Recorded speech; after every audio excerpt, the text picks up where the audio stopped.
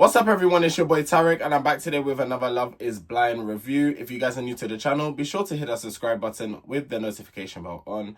So every time I upload a video, you guys are instantly notified. As you already know, we're on the road to 10,000 subscribers, so be sure to join the family. And yeah, we are back with another Love is Blind review. Guys, I'm not going to lie, before we get into this review, we need to talk about Patrick. It's come to my attention that during the filming or just after the filming or even before this has been filmed, Patrick had a whole child or has a whole child. He had a child and he was with another woman during the stage of this filming. I don't understand why when people come on these shows, they don't think that this tea will get spilled. I just don't. People will come out and say these things. They will come out and... Yes, you get people that want clout. Due to season 8, it did happen. Like it happened with what was that guy's name? To be honest with you, I actually can't remember some of the people's names. But it did happen to one of the guys, and he was believing that guy that was so hell bent on believing his friends. I can't remember his name. The person was just looking for clout. They spun a lie and they were just looking for clout, saying that the girl had slept with him or done stuff with him before the filming of the show when it actually wasn't even true. So yes, it can happen. People can't just come and say things to get attention. But apparently it is true. I saw the reel today. Shout out to Yolanda actually. Yolanda, she sent it to me. Yolanda from Love is Blind Season 2. Because she obviously probably knows that I review the show. And I must have put on my story. This was yesterday. I was like, oh, the second episode of Love is Blind already, and people are already saying I love you and they're falling in love.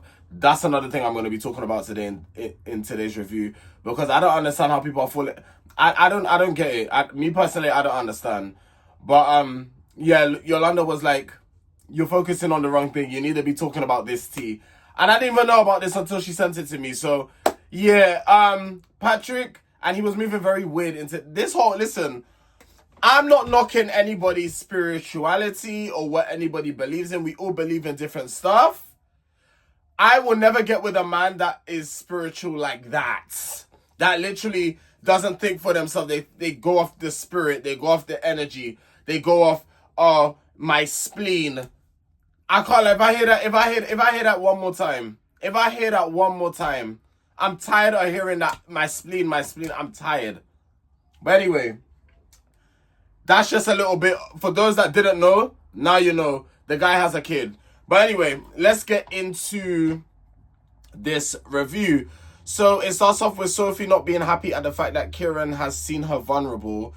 And also that she for her, Kieran is the strongest connection that she has. I believe throughout this whole, from episodes 1 to 3, I believe that she's only been talking to Kieran. There's some people in there, I haven't even really been seeing them talking to anybody. And someone did again remind me about this in the comment section. With Love is Blind, they focus on they focus on certain couples or certain people they think are gonna propose and stuff like that, and they run with them because of their storyline. I've heard that. So if you're realizing when you're watching why you haven't seen certain people, or why you haven't seen certain days, I need to turn on my fan. I don't know what I'm playing now. I beg your pardon. It's actually quite warm in here, and I just, sorry guys if you hear background noise, but my fan has to, it's really hot. What was I saying now? You see, now I lost my flipping train of thought.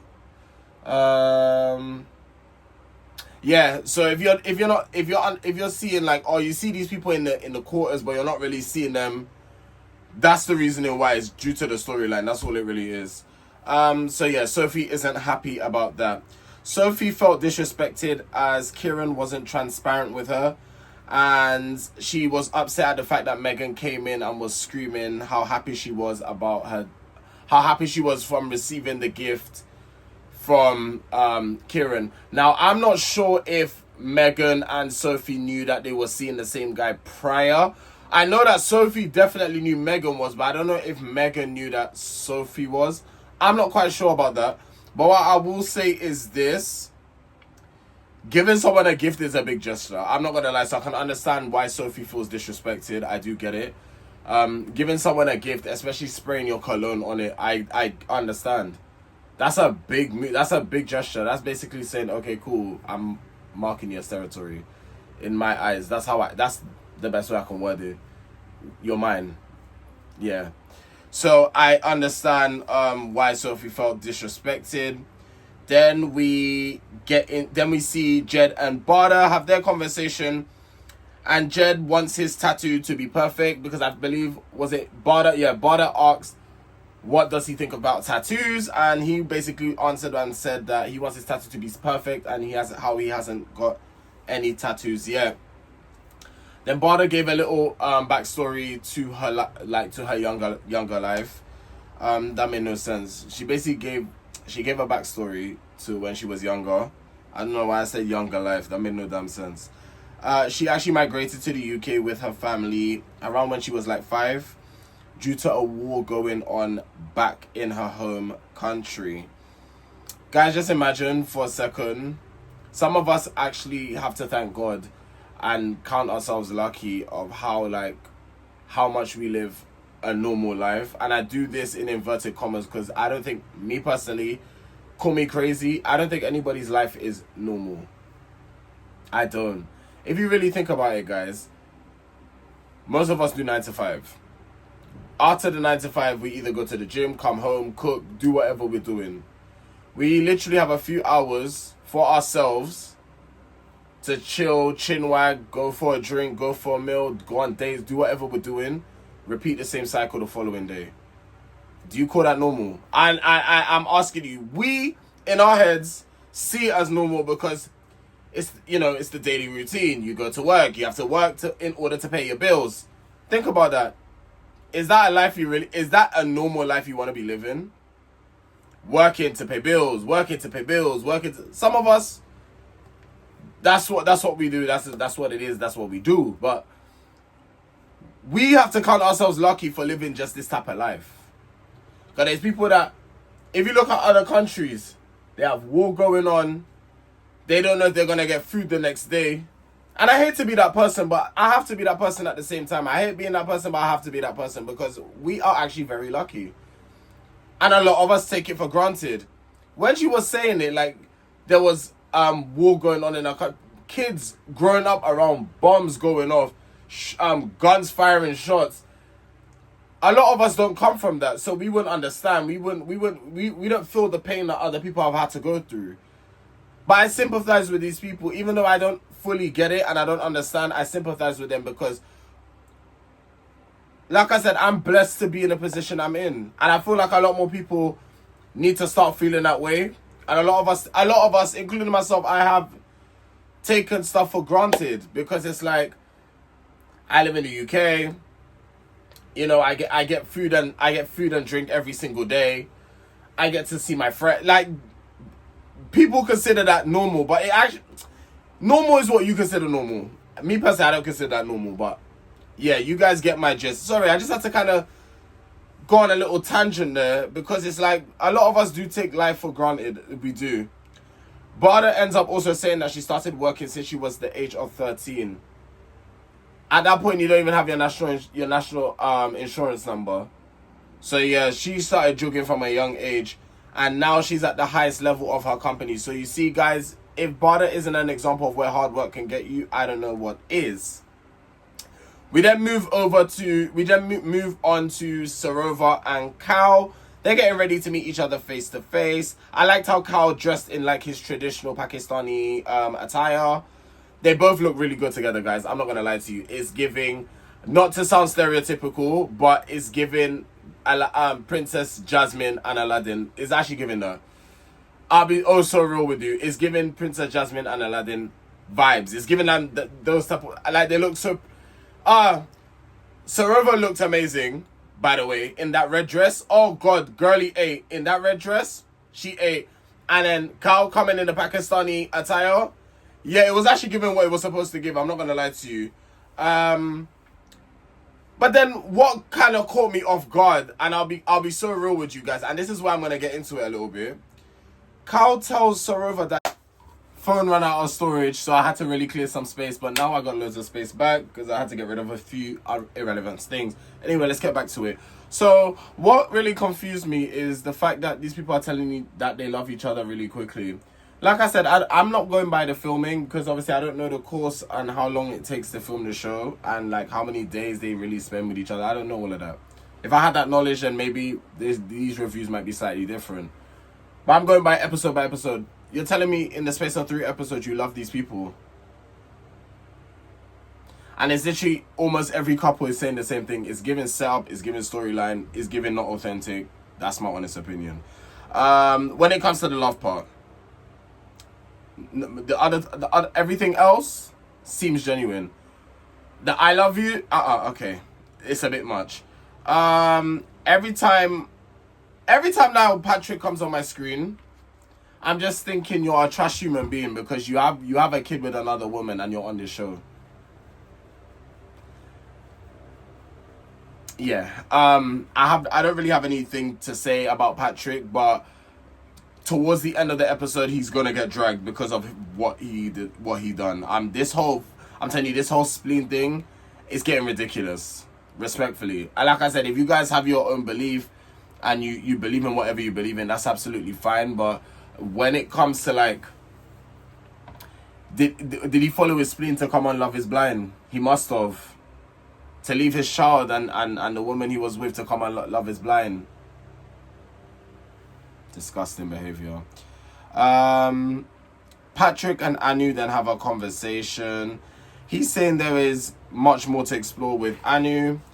Patrick basically dislikes when someone downplays themselves. He says like basically, you know how society says people should be humble and stuff like that. He doesn't like that. He basically thinks people should show off and do all this type of stuff. I agree with him to an extent. I agree with him in the sense like if you've achieved something and you know you've been working so hard at whatever you've worked hard at for years and you finally achieve what you've achieved, I will celebrate the hell. Not boast. Boasting is the wrong word. But I would share my joy. I would share my achievement. I would be happy. But when it does come to certain things, you have to be humble. For example, when you make this achievement, don't now think you're better than people. In that kind of aspect, remain humble. Don't because you're making a certain amount of money, you have to flaunt and be like, I'm better than you because I'm earning 50k a month or however much it is, or you're earning a month, or I'm earning 6 figures a year or whatever it may be. Remain humble. Because the same way God can give, what's the saying that they say, guys? He could take. And that's amen to that.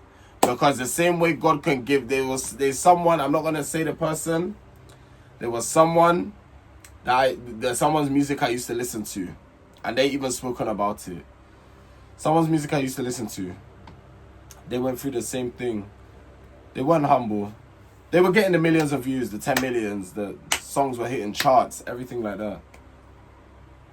When it came to it, they released one song. The song didn't even touch 1 million. And I'm thinking to myself, but you're actually a decent artist. Like, why isn't your songs were here, now they're here, like what's happened? And then I realized the person wasn't being humble. So they were losing, like people were getting uninterested with this person. Person took like a year off, done a self-discovery journey, came back, booming again. So yeah, but I don't listen. There's certain type of genres of music I don't listen to anymore. So yeah, I don't know how that person's doing now, but yeah, there's certain genres I just don't dive into anymore. Patrick asks Anu how would she react if her family rejected him, and Anu basically said her mum is her best friend. So if the mother ain't feeling him, then she's going to listen to her mum. Patrick said that he loves his people, but if they said that, he wouldn't listen to them. As he says, wanting the approval of people is such a low vibration. Again, I have to agree to a certain extent. When it comes to like your family and close friends, you should pay attention to what they say, because your friends and your close friends, well, in this instance, your family can spot who your bad friends are. And I should have listened to my parents a very long time ago. in terms of like back in the day when I was hanging around certain people. My parents would just say to me, Tarek, that one, I'm not really keen on that person, but if that's who you're friends with, that's who you're friends with. They'll be like, Tarek, that person, my spirit don't take to him. Even my aunts used to say the same thing when they used to meet certain individuals. My spirit just don't take to that person. Like, you don't need to be around these clique of people. Like, you don't fit in. And I wasn't listening. You know us as youngsters, we think we know better than our parents. Do I even speak to these people anymore? So it's a matter of our parents. It's all good saying. I hear what he's saying. Live your life for yourself. People can have their opinion. They can chime in, but it's at the end of the day, if you're not really that relevant in my life, I'm not gonna really listen to what you have to say. I'm not gonna really be taking it in. But if you're someone of importance to me, I'm actually gonna listen to what you have to and hear what you have to say. Doesn't mean I'm going to like follow what you're saying, but I'm at least gonna take it in because you've lived here longer than me. You understand the lay of the land a lot better than me. So I'm going to take in what you're saying. So I agree with him on that aspect to a certain extent. Anu is right to be making the facial expressions that she's making because the way he's talking and what he's saying is off-putting. So I get why she's making the facial expressions that she is making. And I also had to add a little note here as well. Did he follow his spleen to leave his kid to come on the show? I'm actually just asking. Was that your spleen or was that just you? Because it comes to a point where we actually have to stop we have to stop hiding behind our beliefs for our bad choices. For example, again, I bring up the step situation. For those that don't know, you go and do your research. I'm not going to dive into it too tough here. This is not the video for it. But I'll give an example. The guy's been accused of certain things. He's coming out with Bible verses and reading Bible verses, which I'm all here for. I'm all here for that. But it comes to a point where people are making serious allegations on your name. Instead of you reading Bible verses and say, this was me in my past life, because you saying this was you in your past life is still you. So using religion isn't going to help it. And I personally don't like when people use religion to deflect from what's really going on. Address the allegations that's on your name and we can all move forward. But what was I saying? It's the same thing with this. He's talking about spirituality. If the energy feels right, I have to follow my spleen. I'm getting sick and tired of that word. I can't lie. Like, I'm actually getting tired of that word.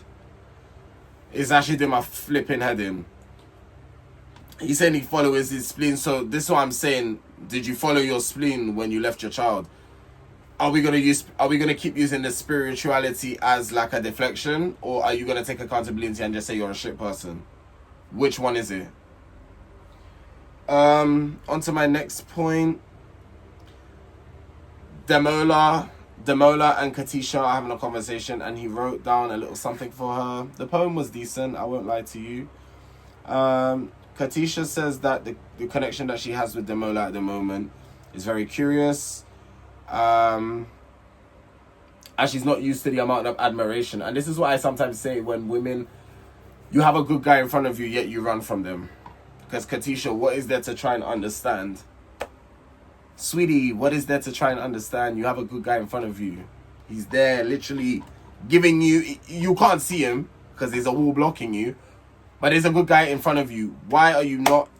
I would never get it. I would never understand it. I would never understand it. You guys will put yourself through so much grief over a guy that doesn't give two shits about you. There's a guy that's pouring out his heart, giving you everything, but yet you don't know. You don't know. I don't know. Come on, Katisha. Katisha and Bada are having a conversation, and Katisha thinks it's too good to be true. Again, you're self-sabotaging. Just live in the moment, go with the feelings. Sometimes in this life, guys, we have to stop overthinking and let God handle the situation. This is why I believe in the Lord Almighty. Sometimes it's actually, you know what? I'm not going to overthink. Let me take it as it comes, and if you end up effing me over, then I just know, okay, cool, what doesn't kill me makes me stronger. But then at the same time, I'm not going to be a fool. So don't think like, okay, cool, like, I'm gonna go with the flow type of thing, but you could play me for. I'm not that guy. So it's like, okay, cool, like relax, like don't get too comfortable. She's never recognized herself being put first. I guess she's always in her past, she's always been putting the men first, and they've never put her first, so this is all new to her. Which I guess can be kind of confusing because it's like, oh, like someone's actually showing me this type of attention. Kieran and Sophie have a conversation and she tells him it was very disrespectful to give the gift to Megan, and that his intentions were clear from basically not the beginning, but like from when he was speaking to Megan and Sophie at the same time. She believed that he already kind of knew the direction he wanted to go down, and then the gift was basically like a smack in the face. Kieran basically said it's a social experiment and he's going to give his all to that social experiment. I'm not going to lie, Kieran, get in the trash. As handsome as you are, that was rude. I can't lie. Let's not use the social experiment or the it's not even a challenge. Let's not use the social experiment as an excuse. That was quite wrong what you done, because if you knew that's how you felt about Megan, you should have relayed that back to Sophie. You shouldn't have just like kind of had her coming along and then given a gift. Like that's a mad move. That is a mad move. So get in the trash for that one, because and for you to then say, oh, it's a social experiment, you're gonna give it your all. I'm not gonna lie, guys. These people have better patience than me, and that's all I can say regarding that. Because you think a man could come and tell me, oh, it's a social experiment, I have to smile, because I don't know if the words would have been PG enough for Netflix. I would have read you for Phil, because I'm sorry, what? Sorry? Yeah, no. Kieran said he has a stronger connection elsewhere. Again, if you knew this type of stuff, if you knew this, you should have relayed that back to Sophie quicker instead of like letting her be. It kind of seems like you made her be vulnerable with you, even though you knew that's what she was afraid to do, and still picked Megan anyway. Like that, like I said, Kieran, I didn't like how Kieran moved. Like that was mad. I'm not gonna lie to you.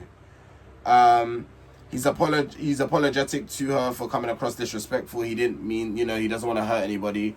And I do believe his apology is sincere. I don't believe it's just one of those ones that's like, oh yeah, sorry that you feel like that. Like people love to say. So yeah, I do believe that his apology was genuine. Sophie, I'm not gonna lie, darling, as much as you're going through it right now, please don't say you're the prize.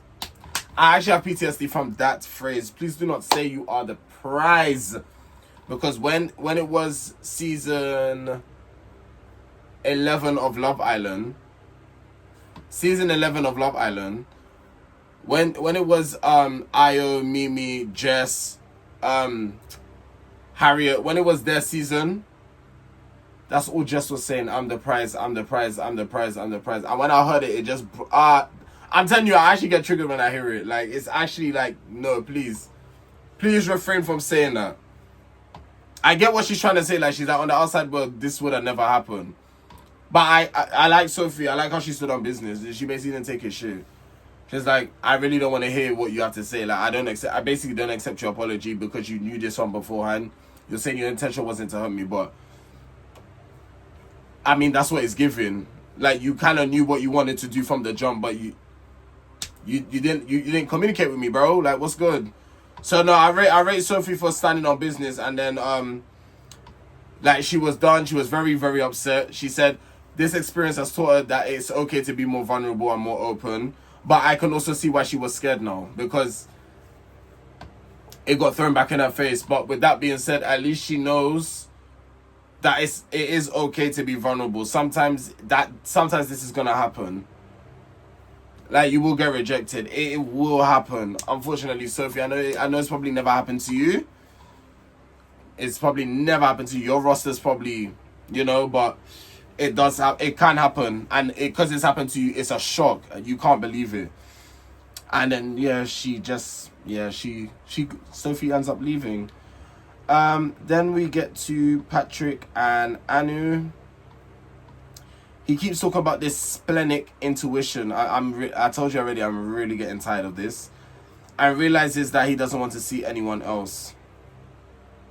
And this is why I'm going to drag him later. Guys, remember, this is why I'm going to drag him later. Anu said she's going to be herself. She's going to be herself. Once he asks what's he going to bring, because he must have asked her, oh, what are you going to bring? What are you going to bring to the relation, like to the marriage? And she said, I'm just going to be myself. He's saying that they haven't got a lot of time, so that's why they have to progress. It's like, okay, cool, you haven't got a lot of time, but you can't also rush someone's feelings as well. So let's just relax a little bit. Me personally, like I said, I couldn't be with someone like Patrick. Respectfully, I couldn't do it. I couldn't be with someone like that. He wants to hear her sing. I mean, guys, please, if you've done this, I think you're weird. Personally, I'm not judging, but I just think you're weird. I think it's really weird to ask someone to sing for you. I got the ick from that. Personally, when he asked her to sing, and she kind of like didn't decline, she was like, maybe.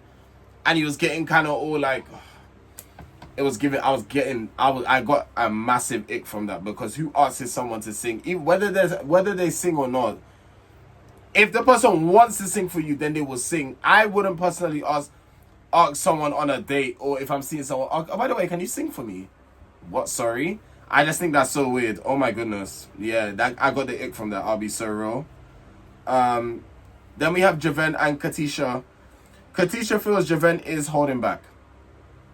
Javen explains the situation that he had 2 years ago, where he basically was given 100%, but he wasn't receiving that back from a girl that he was seeing.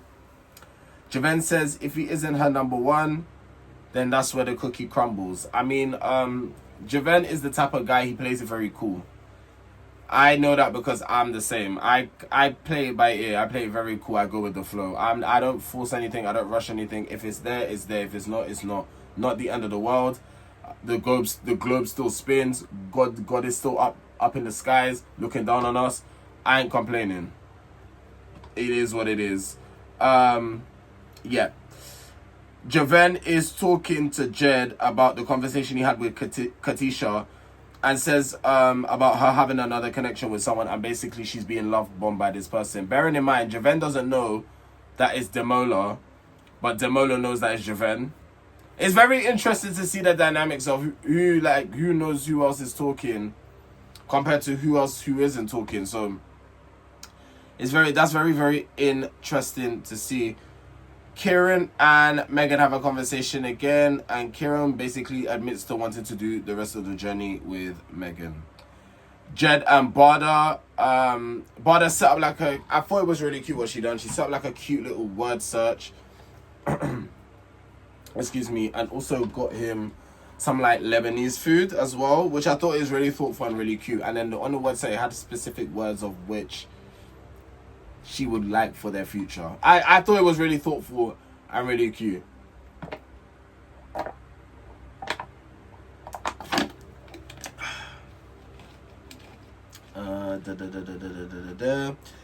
Demola feels like he is falling. I think I'm saying his name wrong, you know.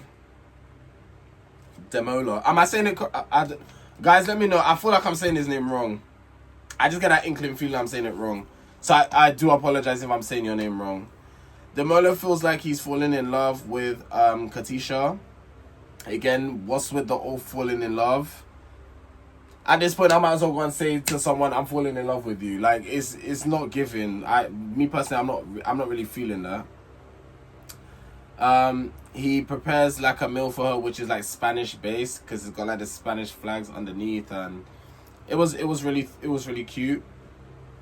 He lays all of his cards on the table, and Katisha says that she hasn't made up her mind about her decision, but then after Demola keeps talking, basically, she said that she's made a decision. Now, Katisha, I'm gonna have to drag you just a tiny bit because of this, because it's like you can't tell someone that your decision's not changing, and then 2 minutes later you're still saying I don't know.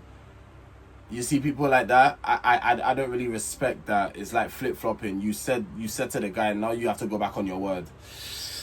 This is why you don't make rash decisions. This is why you wait and hold tight, even if you have to wait a little bit longer. That's absolutely fine. So Javen gave her flowers and she told him about having a stronger connection with Demola. Javen felt strongly about their connection. He says that she's already broken his heart, so he might as well enjoy her drink. I know what Javen is doing. And it worked. Fair play to you. I know exactly what that man done. Listen, you see men like Javen, he played it very well. And I you know what? Normally I would drag someone like that, but she fell for it. He was like this, and she bit. Guys, I'm so sorry. I can't really throw him. I can't throw him in the bin for that one. I can't do it. I can't drag him for that. Yeah, I cannot. Sorry. Normally I would, but I knew exactly what Javen was doing. Because he didn't even look that bothered. But he was saying like, you don't have to stay if you don't have to. I mean, I'm gonna finish my drink. I'm not gonna waste it, I guess. I knew exactly what he was doing. It's like, you know the ones when you're playing mind games with people, so it's like, he was trying to make her feel bad for what she, like how come you didn't pick me, basically. He was trying to make her feel bad without directly making her feel bad. So he's saying so, and it worked. That's what I'm saying. I'm so sorry, Katisha. You fell for the bait. That's why I can't throw him in the bin. If you didn't fall for it, I would have thrown him in the bin, because it would have been a thing where it's like you tried and you flopped. He tried and he was very successful. Because now he's got you arming and ahhing again. If he was a woman that stood 10 toes, you wouldn't have allowed that man to koala your head like that. I'm sorry. It has to be said. I have to keep it 100%. She's now saying she doesn't know where her head is at, and she said she thought she knew, but sorry guys. She thought she knew, but now she's saying that she's not sure. And this is what I'm saying, the flip-flopping. I don't respect it. You cannot be telling Demola that, yeah, I'm all for you, my mind's not gonna change, my decision isn't gonna change. Then you go and see the next person, and your mind is all over the place. It's not really fair on Demola though. Like, looking at it from his point of view, if that was me, I'll be if I come to speak to you again, the next thing I'm looking to do is propose now. So if I'm coming to propose and you're telling me, oh wait a minute, I'm still not sure. Sorry, what do you mean you're not sure? You told me your decision's not changing. What happened? At that point, I leave you because you don't know what you want, and that would irritate me. I cannot be with someone who's like, what is that? I cannot be with someone like that still. Then we get to Kieran and Megan. Megan made Kieran a poem, or wrote Kieran a poem, made him a poem. She wrote him a little poem. The poem was quite cute, actually, as to be fair. He tells her that he loves her. I feel like the producer played in my face. That's what I feel like happening. Everybody love everybody. I love Kieran. How about that? Kieran, I love you. Come give me a kiss. Because what's really going on? What's really tea? I really don't understand what's happening. I really don't get it.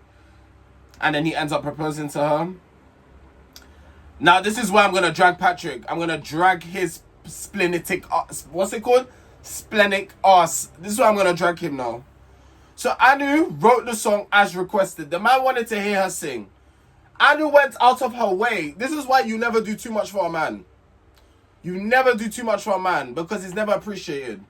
She went out of her way to write the song for this idiot. She went out of her way to write the song. She wrote the song.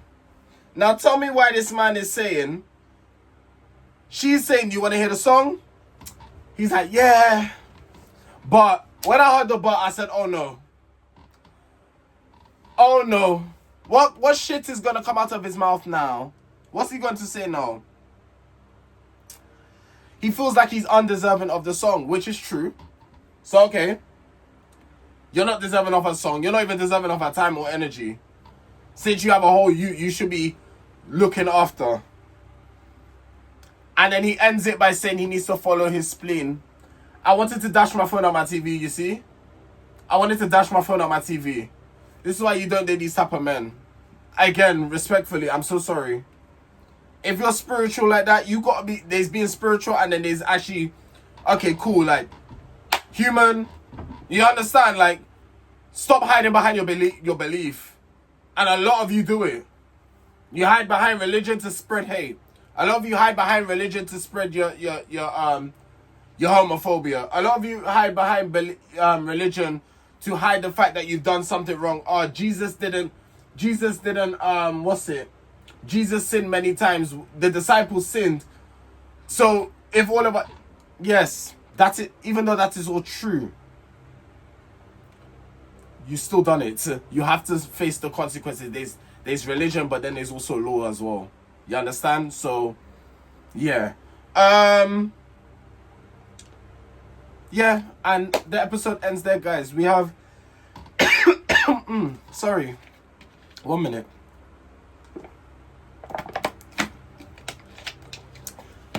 We have one more episode until next week, Wednesday, and then the next set of episodes will drop. So yeah, I get a bit of a break until Wednesday. Just a few updates before I sign off.